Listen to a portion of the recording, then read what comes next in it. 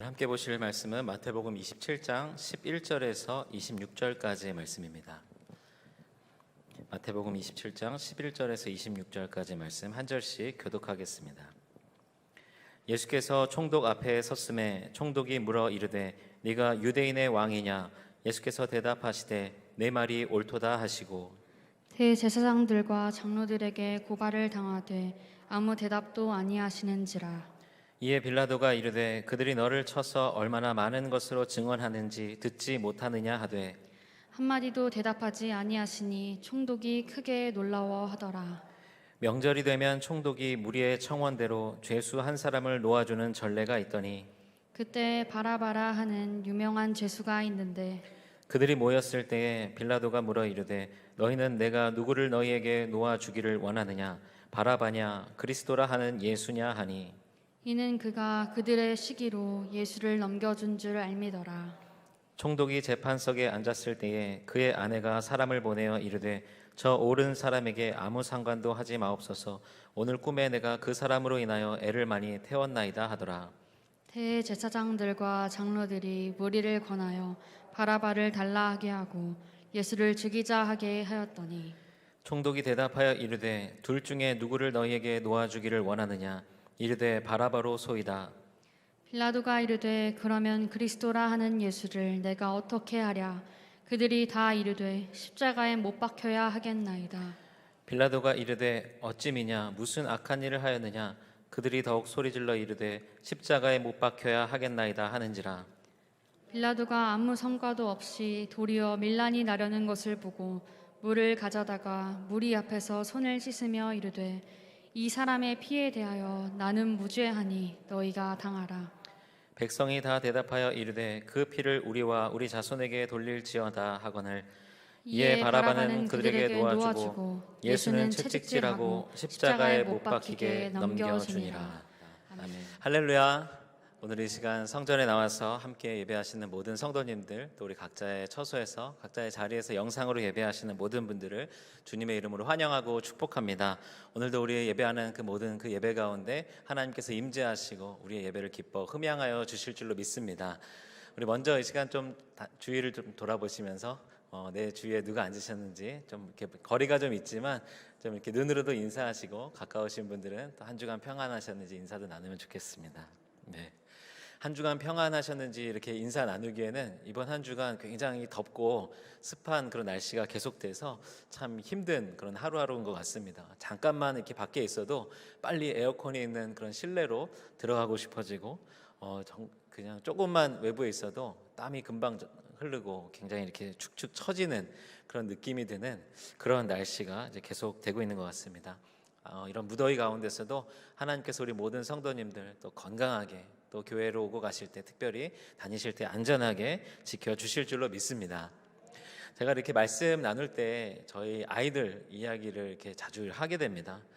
이제 아이들 이제 그만큼 이제 뭐 크고 작은 그런 사건 사고들 그런 여러 에피소드들이 끊이지 않는 게 이제 사실인데요. 근데 제가 이렇게 말씀 준비하면서 이제 미운 7살 이제 그런 표현들 저희가 예전에 이제 쓰잖아요. 그래서 이런 표현이 맞는 건가라고 하면서 이제 인터넷에 검색을 하려고 이렇게 미운 몇 살 이렇게 딱 쳐봤는데 보니까 미운 3살, 미운 4살, 미운 5살, 미운 6살, 미운 7살까지 연관 검색어가 쭉 뜨더라고요. 네. 그러니까 아마 3살부터 7살까지는 그렇게 이렇게 말썽 많이 부리고 그런 나이인가 봅니다. 이제 어느 한 나이 때만 뭐 미운 몇 살 이렇게 미운이라고 하는 그런 표현을 쓰는 것이 좀 부적절해 보이기도 하지만 그만큼 그 또래 아이들이 여러 가지 말썽도 많이 피우는 그런 시기인가 아닌가 그런 생각을 해보게 됐습니다. 이제 저희 이제 둘째와 셋째는 늘 지금 이 사건 사고가 끊이지 않는 말썽의 연속입니다. 근데 이제 그 전에 이제 둘이 말썽을 피워서 만약에 엄마 아빠가 보지 않는 곳에서 갑자기 누가 한 명이 울음을 터뜨리거나 싸움이 나면은 그럼 이제 엄마 아빠가 어떻게 된 거야 물어보면은 그 동안에는 이제 둘째 하리가 하원이가 이거 이렇게 해가지고 이렇게 하려고 하다가 뭐 이렇게 해가지고 하원이가 울게 됐어. 그러면서 이제 둘째가 잘 설명을 했었는데 요즘은 그런 일이 생겨서 가서 딱 물어보면은 둘째가 먼저 이야기를 하고 난 다음에 셋째가 가만히 있지는 않습니다. 하원이도 이제 말을 좀 할 수 있게 돼가지고 본인이 억울한 부분들 누나가 먼저 이렇게 했잖아 라고 하면서 이야기를 하는 거예요. 이제 본인도 다 누나가 하는 이야기를 이해하고 자기도 이제 자기의 의견을 말할 수 있는 그런 나이가 된 것이죠. 어떻게 보면 이 작은 꼬마 아이들도 본인에게 어떤 억울한 일이 생겼을 때에는 그것을 참을 수가 없나 봅니다. 제대로 본인의 그런 억울함에 대해서 이야기하고 싶은 것, 어쩌면 사람이라고 하면 당연히 그럴 것입니다. 아마도 우리 성도님들도 이제 크고 작은 그런 억울한 상황들을 경험해 보신 적이 있으실 텐데요. 그런 상황이 생기면 어떻게 하나요? 만약에 내가 하지 않은 것을 했다라고 한다든지, 누군가 나에 대해서 모함을 한다든지, 오해한다든지, 아마 그런 상황이 생기면 우리는 그게 내가 그렇게 한 것이 아니다, 그거는 사실은 이렇게 된 것이다, 적극적으로 우리가 어떻게 그 나의 억울함에 대해서 분명하게 설명하고 그 억울함을 벗으려고 할 것입니다. 이제 재판과 혹시 그런 상황이 생기게 되면 재판을 받을 때 어떻습니까? 내가 하지 않은 것에 대해서는 분명히 하지 않았다라고 이야기하는 것, 그것이 적극적으로 그런 이야기들을 하는 것이 필요한 것이죠. 그런데 꼭 재판받을 때 죄가 없어서 억울해서 내가 하지 않았다, 사실은 그건 이런 것이다, 그렇게 항변하는 것 말고도 실제로 죄를 범한 사람들도, 죄가 있는 사람들도 내가 하지 않았다, 다른 사람이 한 것이다, 사실은 이렇게 된 것이다, 이런저런 말들로 자신의 무죄를 주장하거나 아니면 그 죄에 대한 책임을 벗으려고 하는 경우들을 우리가 많이 보게 됩니다. 오늘 우리가 읽은 말씀에서도 사실은 자신이 죄가 없다라고 스스로 그렇게 자신의 무죄함에 대하여서 이야기한 한 사람이 등장을 합니다. 바로 빌라도의 이야기입니다. 그런데 사실 이 죄라고 하는 개념은 우리의 기독교 교리와 우리 신앙에 있어서는 굉장히 중요한 개념입니다. 예수님을 믿지 않는 사람들, 하나님을 알지 못하는 사람들에게 가서 지금 우리가 죄인이라고 하나님께 고백합시다 라고 이야기한다면 황당하게 들을 것입니다. 누구 하나 사람들에게 부끄러움 없이, 법을 어긴 적도 없이, 누구 하나 힘들게 한 적 없이 그렇게 정직하게 살아온 사람들이라고 한다면 하나님을 믿지 않는다라고 해도 본인을 죄인이라고 인정하기는 어려울 것입니다.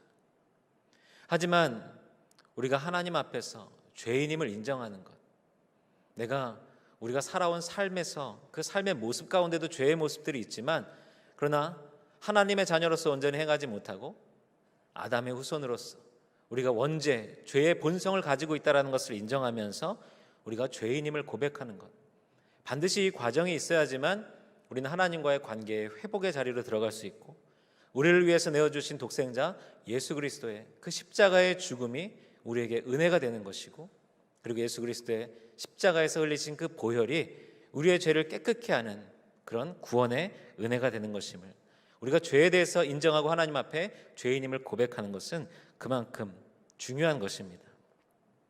그런데 오늘 말씀에서 보게 되면 빌라도는 그 죄에 대해서 끝까지 인정하지 않습니다. 먼저 오늘 예수님은 빌라도 총독 앞에 이제 재판을 받기 위해서 서게 되는데요. 11절 말씀 보게 되면 예수께서 총독 앞에 섰음에 총독이 물어 이르되 내가 유대인의 왕이냐? 예수께서 대답하시되 내 말이 옳도다 하시고. 오늘 이 마태복음 본문에 의하면 예수님은 빌라도 앞에 서자마자 빌라도에게 질문을 받게 됩니다. 네가 유대인의 왕이냐? 사실 예수님께서는 먼저 대제사장과 서기관들, 장로들, 산헤드린 공회의에서 지금 먼저 첫 번째 재판을 받으셨습니다. 그런데 이 첫 번째 재판을 받을 때 이곳에서 예수님께 선고가 내려졌던 그 죄명은 유대인의 왕이 아니라 하나님의 아들 그리스도라고 한다는 것, 그것이 예수님의 죄목이었습니다. 그런데 지금 예수님을 고발하여서 빌라도에게 데려온 지금 대제사장과 서기관들은 예수님의 죄목을 교묘하게 바꿔서 빌라도에게 고발하는 것입니다. 왜냐하면 빌라도 입장에서, 로마 총독의 입장에서는 예수님이 스스로 하나님의 아들이다라고 이야기하는 것, 내가 그리스도다, 메시아다라고 이야기하는 것은 그렇게 큰 죄의 명이 되지 않았기 때문입니다. 그러니 지금 유대인의 왕이다, 이것은 곧 로마의 반기를 드는, 로마에서 인정한 헤롯 왕가가 아닌 스스로 자신을 유대인의 왕이라고 하는 것, 이것은 로마에 대한 반란의 그런 죄목이 될 수 있었던 것입니다. 예수님께서는 두 번의 재판을 받으시는데요. 예수님께서 이 두 번의 재판을 받는 동안 예수님의 대응의 방법은 두 가지였습니다. 먼저는 침묵하시는 것, 그리고 또 하나는 대답하시는 것입니다. 먼저 대제사장과 서기관들 그 앞에서 재판을 받으실 때에는 마태복음 26장 61절 말씀에 보게 되면 이르되 이 사람의 말이 내가 하나님의 성전을 헐고 사흘 동안에 지을 수 있다 하더라. 지금 예수님에 대해서 고발한 사람들의 이야기를 예수님께 묻고 있습니다. 그러니까 하나님의 성전을 헐고 사흘 동안에 지을 수 있다고 했냐 안 했냐? 지금 사람들이 너를 치려고 여러 가지 증언들을 하고 있는데 그 말들이 다 사실이냐 아니냐? 예수님께 먼저 묻는 것입니다. 그런데 예수님께서는 침묵하셨습니다. 63절 말씀을 26장 63절 말씀 보게 되면 예수께서 침묵하시거늘 대제사장이 이르되 내가 너로 살아계신 하나님께 맹세하게 하노니 네가 하나님의 아들 그리스도인지 우리에게 말하라. 지금 다른 모든 예수님에 대한 증언들에 대해서는 예수님은 침묵하셨습니다. 그런데 이 대제사장이 지금 네가 하나님의 아들 그리스도냐라고 물었을 때 예수님께서 대답하십니다. 예수께서 이르시되 내가 말하였느니라.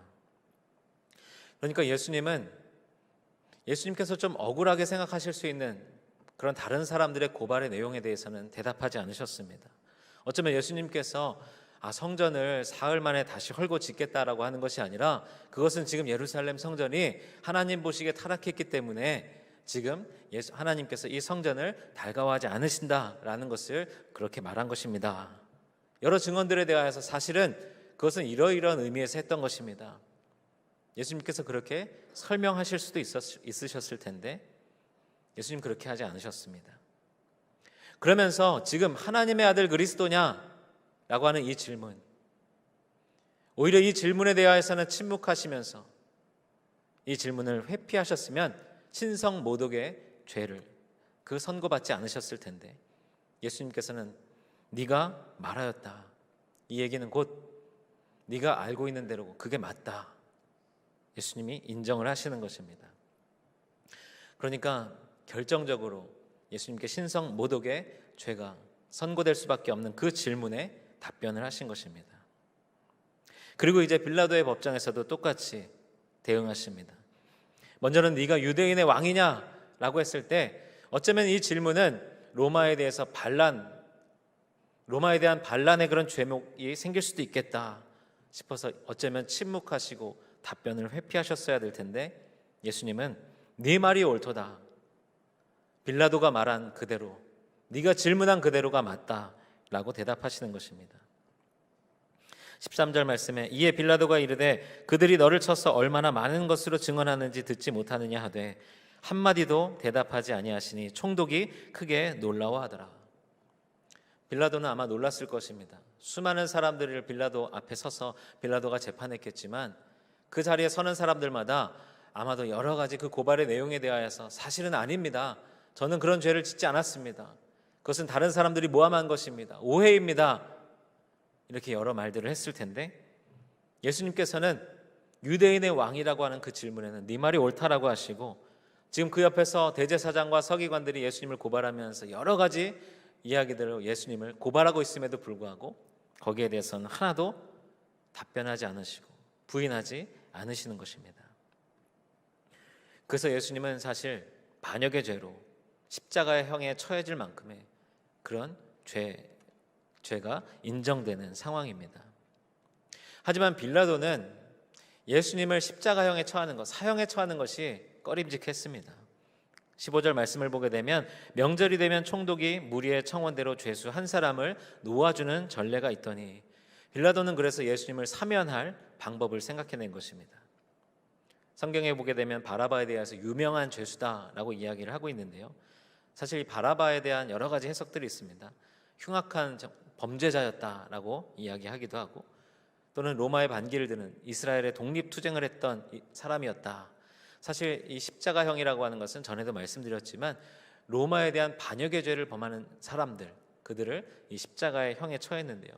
그러니까 이 바라바도 어쩌면 이 로마에 대해서 반기를 들었던 그런 죄를 지었을지도 모르겠습니다. 하지만 중요한 것은 사형을 당할 만큼의 로마의 법을 어긴 사람이었다는 것입니다. 그런데 빌라도는 누구를 놓아주길 원하느냐 물어봅니다. 17절 말씀에 보게 되면 내가 누구를 너희에게 놓아주기를 원하느냐 바라바냐 그리스도라 하는 예수냐 하니 18절 말씀에 이는 그가 그들의 시기로 예수를 넘겨준 줄 알미더라.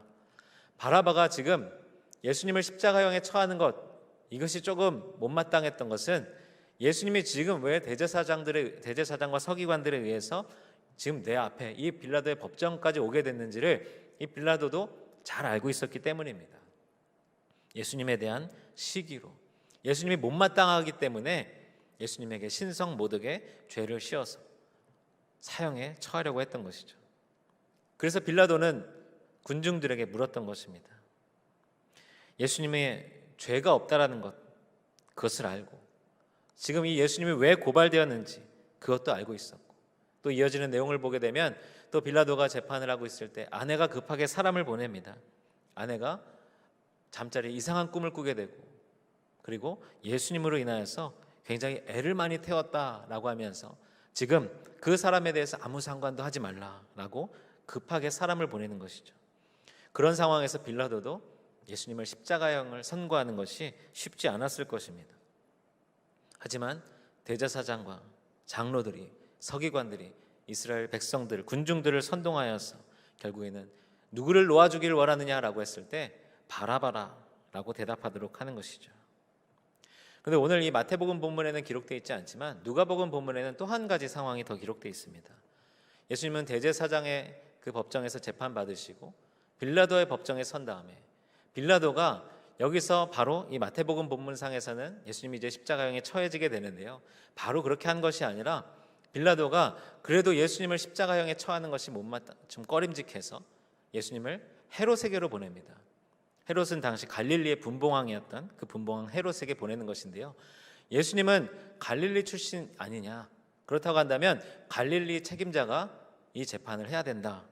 그러니까 지금 자신의 책임을 끝까지 면하고자 헤롯에게 보낸 것입니다. 누가복음 말씀에는 헤롯이 아마도 유월절을 지키기 위해서 헤롯도 지금 이 예루살렘에 와 있었던 것으로 보이는데요, 예루살렘에 있는 헤롯의 처소에 예수님을 보내는 것입니다. 근데 누가복음 23장 15절에서 16절 말씀을 보게 되면 이렇게 되어 있습니다. 헤롯이 또한 그렇게 하여 그를 우리에게 도로 보내었도다. 보라, 그가 행한 일에는 죽은 일이 없느니라. 그러므로 때려서 놓게노라. 헤롯에게 보냈지만 헤롯도 예수님에 대해서 살펴보고 여러 가지 물어보니까 죽일 만한 그런 죄를 짓지 않았다라고 판단한 것입니다. 그래서 다시 빌라도에게 보낸 것이죠. 어쩌면 헤롯도 자신의 책임을 피하고자 빌라도에게 보낸 것입니다. 그래서 빌라도가 결정한 것은 그러면 이 예수를 때려서 놓아주겠다, 태형을 선고하는 것입니다.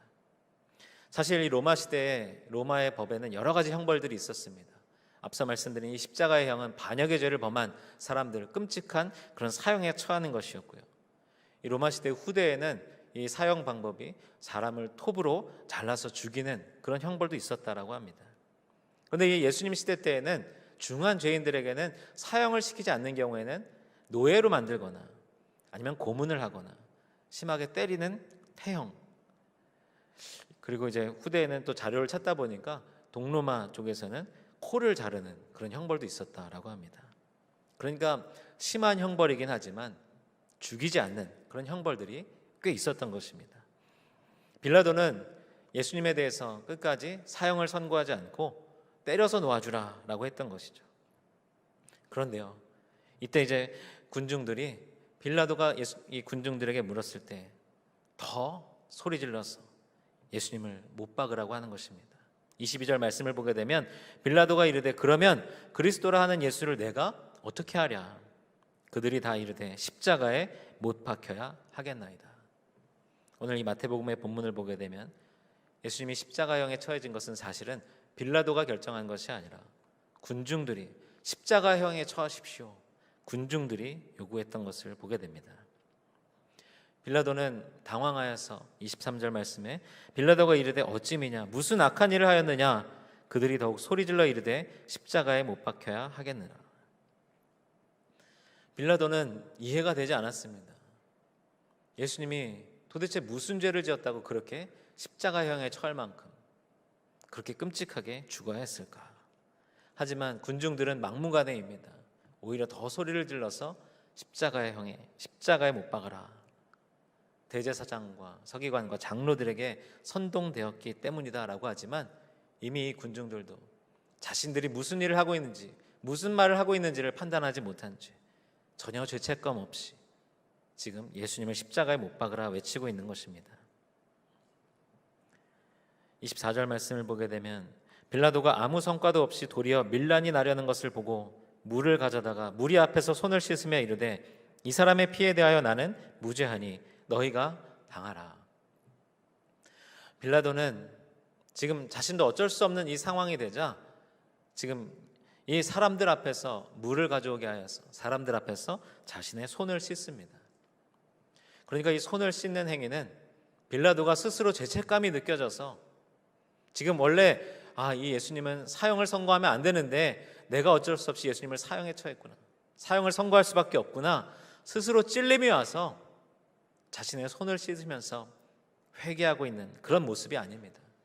군중들 앞에서 나는 아무 책임 없다, 너희들이 십자가에 못 박으라고 한 것이다, 이 사람의 피에 대하여 나는 무죄하니 너희가 당하라, 이렇게 말하고 있는 것입니다. 어쩌면 지금 이 이스라엘의 총독으로 로마에서는 가장 큰 권한을 부여받고 이 자리에 와 있는 사람으로서는 굉장히 부적절하게 무책임하게 행동하고 있는 것이죠. 그런데요, 백성들은 더합니다. 25절 말씀을 보게 되면 백성이 다 대답하여 이르되 그 피를 우리와 우리 자손에게 돌릴지어다 하거늘. 아까도 말씀드렸지만 이 백성들은 지금 자신들이 무슨 말을 하고 있는지 무슨 행동을 하고 있는지 전혀 파악하지 못하고 있습니다. 지금 예수님을 십자가에 못 박고 그 피를 우리와 우리 자손에게 돌릴지어다. 어쩌면 지금 이 행동에 대하여서, 이 결정에 대하여서 이것은 잘못이 아니다, 잘못된 것이 아니다, 그렇게 확신하면서 아무 죄책감 없이 지금 예수님을 십자가에 못 박으라고 하고 있는 것입니다. 요한복음 19장 6절 말씀을 보게 되면 이런 말씀이 있습니다. 대제사장들과 아랫 사람들이 예수를 보고 소리질러 이르되 십자가에 못 박으소서, 십자가에 못 박으소서 하는지라. 빌라도가 이르되 너희가 친히 데려다가 십자가에 못 박으라. 나는 그에게서 죄를 찾지 못하였노라. 요한복음 19장 6절의 말씀은 이런 것입니다. 빌라도가 먼저 군중들에게 물어봤는데요, 군중들이 이제 선동되어서 십자가에 못 박으라 라고 하니까 빌라도가 너희가 그럼 데려다가 십자가에 못 박으라, 나는 죄를 찾지 못하겠다, 이렇게까지 빌라도가 말했습니다.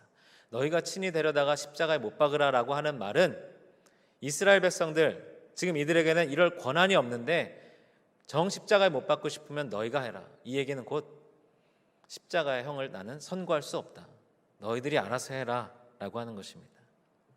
하지만 요한복음 19장 12절 말씀에 이러함으로 빌라도가 예수를 놓으려고 힘썼으나 유대인들이 소리질러 이르되 이 사람을 놓으면 가이사의 충신이 아니니이다. 무릇 자기를 왕이라 하는 자는 가이사를 반역하는 것이니이다. 그러니까 군중들은 한 번 더 이야기합니다. 지금 스스로 유대인의 왕이다, 스스로 왕이라고 하는 사람을 그대로 풀어주면 지금 로마의 황제 카이사르에게 충성하는 것이 아니지 않느냐, 지금 오히려 이 사람을 풀어주는 것이 반역의 행동이다라고 하면서 빌라도에게 더 강하게 요구하는 것입니다. 이 말씀들을 다 종합해 보면 빌라도는 진짜 끝까지 예수님 십자가에 못 박히는 걸 막으려고 했었구나, 어떻게든 지금 풀어주려고 했었구나. 그리고 오늘 말씀에도 보게 되면, 요한복음 말씀에도 보게 되면 예수를 놓으려고 힘썼으나, 애를 많이 썼지만 결국에는 지금 이렇게 된 것이구나. 어쩌면 우리가 이 말씀을 보면서 빌라도의 그런 변명의 입장에서 이 말씀을 볼 수도 있을 것입니다. 하지만 오늘날 우리는 수천 년이 지나서도 본디오 빌라도에게 고난을 받으사라고 하면서 이 사도신경을 고백합니다. 빌라도가 어떤 죄를 범하였는지를 우리가 분명하게 기억하고 있습니다. 빌라도가 변명한다면 복음서에 기록되어 있는 것처럼 나는 진짜 끝까지 안 그러려고 했는데, 나는 죄를 못 찾았었는데, 풀어주려고 했는데, 빌라도는 그렇게 이야기할지 모르겠습니다. 하지만 빌라도에게는 예수님을 풀어줄 수 있는, 사형을 선고하지 않을 수 있는 그런 권한이 있었습니다. 그리고 빌라도는 지금 이 이스라엘의 총독으로 로마의 황제에게 임명을 받고 이 자리에 와 있었기 때문에 지금 이 이스라엘 백성들, 그들에게 일어나는 일들 또는 억울한 사람들이 생겼을 때에 공의로 하나하나 면밀히 살펴보고 그것을 옳은 방법으로 해결하는 것, 그것을 마땅히 빌라도가 했어야 하는 것입니다. 하지만 빌라도는 지금 이 예수님의 상황에는 관심이 없었고 예수님으로 인하여서 자신에게 다가올 상황들, 그것이 걱정되었습니다. 밀란이 일어날까 봐, 지금 자기가 다스리고 있는 이 이스라엘에 문제가 생길까 봐, 또는 로마의 황제에게 자기에 대하여서 어떤 안 좋은 이야기들이 들어갈까 봐 자신의 안위와 사람들의 평가와 군중들의 인기와 거기에 더 마음이 쏠리면서 지금 예수라고 하는 한 억울한 누명을 쓰고 지금 이 법정에 서 있는 그 사람의 상황에 대해서는 관심을 갖지 않은 것입니다. 빌라도는 스스로 손을 씻으면서 나는 무죄하다, 스스로 자신에 대하여서 무죄를 선고했습니다. 하지만 빌라도는 죄가 없는 사람이 아니었습니다. 실제로 빌라도가 그 유대 역사에 보게 되면 이 이스라엘을 다스릴 때 굉장히 악랄하게 그 유대인들을 핍박하면서 통치했다라고 이렇게 기록이 남아 있습니다. 하지만 빌라도는 보통 그 로마에 임명되는 이스라엘의 총독들이 임기가 3년에서 4년이었다라고 하는데요. 빌라도는 이 이스라엘에 10년 동안 총독으로 있었습니다. 그러니까 지금 이 빌라도는 로마의 입장에서는 굉장히 이스라엘을 잘 통치하는 그런 사람으로 인정받았던 것입니다. 빌라도의 후에 나중에 이 사람의 결말에 대해서는 여러 가지 해석이 있습니다. 빌라도가 네로 황제에 의해서 처형을 당했다라는 이야기도 있고 또 자살을 했다라는 이야기도 있고 그 빌라도에 관한 이야기 중에는 빌라도의 아내와 함께 그리스도인이 되었다라고 하는 그런 설도 남아있다고 합니다. 물론 그리스도인이 되었다라고 하면 예수님을 믿었다라고 한다면 정말 좋겠지만 그러나 알 수는 없습니다. 오늘 이 말씀에 나와 있는 그 기록만으로 보게 되면 빌라도는 지금 자신이 할 수 있는 것을 하지 않고 지금 자신에게 책임이 없다라고 스스로 무죄를 선고하고 있는 것입니다. 하지만 오늘 말씀에는 빌라도뿐만이 아니라 수많은 죄인들의 모습이 나오고 있습니다. 대제사장과 서기관과 장로들, 이스라엘의 종교 지도자들, 누구보다도 하나님의 말씀에 따라서 하나님의 뜻대로 행하고 하나님의 공의를 행해야 됐을 사람들, 하나님의 사랑으로 사람들을 살펴야 됐을 사람들. 그런데 이들은 그렇게 하지 않았습니다.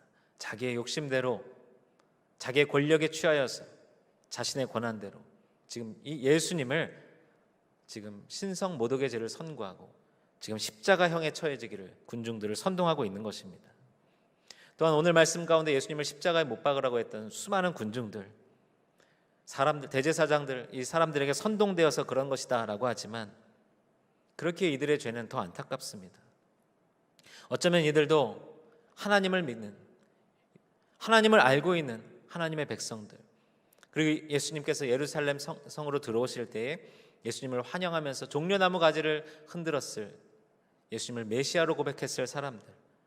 그러나 그들이 어느 순간에 예수님을 십자가에 못 박으라 자신들의 생각과 이기적인 마음으로 그리고 누군가에게 선동되어져서 그렇게 한 사람에 대하여서 쉽게 정죄하고 있는 것을 보게 됩니다. 하지만 오늘 이 말씀 가운데 정말로 죄가 없는 한 사람이 있습니다. 바로 예수 그리스도이십니다. 그분은 십자가에 못 박히시기까지 어쩌면 다른 사람들을 향하여서 자신의 억울함에 대하여서 설명하고 설득하고 이 사형을, 십자가의 형을 피하실 수 있는 분이셨지만 그러나 그렇게 하지 않으시고 오히려 이 십자가형이 선고될 수밖에 없는 그 질문에는 네 말이 옳도다 그렇게 대답하시면서 이 십자가를 묵묵히 받아들이시는 예수님의 모습이 오늘 말씀 가운데 나오고 있습니다. 이사야 53장 7절 말씀에는 이런 말씀이 있습니다. 그가 곤욕을 당하여 괴로울 때에도 그의 입을 열지 아니하였으며 마치 도수장으로 끌려가는 어린 양과 털 깎는 자 앞에서 잠잠한 양같이 그의 입을 열지 아니하였도다. 죄가 없는, 흠 없는 분, 어린 양과 같이 흠이 없는 그런 존재이셨지만, 그러나 우리의 죄를 대속하기 위하여서 이 억울한 상황 가운데서도 예수님은 자신의 이 상황을 모면하려 하지 않으시고 지금 이 십자가의 형을 묵묵히 받아들이시는 것입니다. 로마서 4장 25절 말씀에 예수는 우리가 범죄한 것 때문에 내줌이 되고 또한 우리를 의롭다 하시기 위하여 살아나셨느니라. 우리의 죄악 때문에 십자가에 내어주게 되고, 그리고 우리를 의롭다라고, 우리를 구원하시기 위하여서 그 십자가를 지시고 죽으시고 다시 살아나신 예수님. 오늘 이 말씀 가운데 어떠한 사람은 자신이 그렇게 하지 않을 수 있음에도 예수님을 십자가형에 처하고, 자신이 막을 수 있음에도 하지 않고, 자신은 스스로 무죄하다라고 하면서 아마도 여러 가지로 자신의 상황을 합리화했을 것입니다. 나는 끝까지 안 하려고 했지만, 군중들이 그렇게 이야기해서, 대제사장과 서기관들이 고발해서, 그들이 군중들을 선동해서, 헤롯도 아무런 일을 하지 않아서 결국엔 내가 그렇게 할 수밖에 없었다. 하지만 아무리 합리화하고 아무리 변명한다라고 해도 빌라도가 예수님을 십자가형에 선고한 것은 변할 수 없는 사실입니다. 그럼에도 불구하고 어쩌면 스스로 무죄하다라고 여길 수밖에 없었던 이 빌라도의 모습, 우리가 그런 모습으로 이 땅 가운데 혹시 살아가고 있는 것은 아닐까? 우리가 하나님의 말씀 가운데 순종하면서 죄를 범하지 않고 그렇게 신앙생활하는 것, 그렇게 할 수 있다면 참 좋겠습니다. 하지만 우리의 연약함으로 인하여서 우리는 크고 작은 유혹들에 흔들리면서 우리의 탐욕으로, 우리의 정욕으로, 우리의 음란과 또 우리의 욕심과 이기적인 마음, 미움과 여러 상황 속에서 우리는 죄를 범하게 됩니다. 우리는 예수 그리스도의 보혈을 의지하여서 하나님께 나와 회개할 때에 하나님께서 우리를 깨끗하게 하여 주시고 우리를 죄 없다 여겨주시지만, 그러나 그 자리까지 나아가게 되는 것, 우리의 죄를 인정하고 하나님께 우리가 죄인임을 고백하는 것, 이것이 참 쉽지 않습니다. 왜냐하면 어쩌면 빌라도처럼 내가 그렇게 한 것은 사실은 이런 이유 때문이었어, 내가 이런 행동을 했던 것은 어쩔 수 없었던 거야, 다른 사람들도 다 그렇게 살아가, 우리를 합리화할 수 있는 수많은 이유들이 있습니다. 죄라고 하는 것, 우리가 하나님께서 하지 말라고 하는 것을 한 것, 그것도 죄가 되지만, 그러나 당연히 우리가 하나님의 자녀로서 행해야 될 것을 하지 않는 것, 그것도 죄가 되는 것입니다. 하나님 말씀 가운데 온전히 순종하지 못하고, 하나님의 뜻대로 행하지 못하고, 하나님의 사랑을 전하지 못하고 그렇게 살아가는 가운데서도 우리는 여러 가지 이유들로 우리를 합리화하고 있지는 않습니까? 사랑하는 성도 여러분, 우리가 죄인임을 인정하는 것, 우리가 하나님 앞에 연약한 존재이고 세상 가운데 흔들리는 존재이고 하나님을 믿고 예수님을 알고 그 복음을 정확하게 알고 있음에도 불구하고 우리는 죄 가운데 무너지는 연약한 죄인임을 인정하는 그런 저와 여러분들이 되시기를 축복합니다. 처음 이 말씀을 시작할 때 말씀드렸듯이 죄인임을 인정하는 것, 그래서 내가 하나님 앞에 죄인이라고 고백하는 것, 거기서 끝나는 것이 아니라, 그렇기 때문에 우리는 하나님의 구원의 은혜, 예수 그리스도의 십자가의 은혜, 예수님께서 흘리신 그 예수 그리스도의 보혈로 죄 사함을 받는 은혜를 누리게 되는 것입니다. 사랑하는 성도 여러분, 우리가 하나님 앞에서 떳떳하게 저는 무죄합니다, 저는 열심히 잘 신앙생활 해왔습니다, 그렇게 여기는 것이 아니라 우리의 부족함, 작은 것이라도 돌아보면서 하나님 앞에, 하나님, 저는 여전히 연약합니다, 저는 부족한 죄인입니다, 우리를 긍휼히 여겨주십시오, 예수 그리스도의 보혈의 은혜로 깨끗게 씻어주십시오. 날마다 그렇게 죄인의 고백과 회개의 은혜를 경험하시는 저와 여러분들이 되시기를 주님의 이름으로 축원합니다.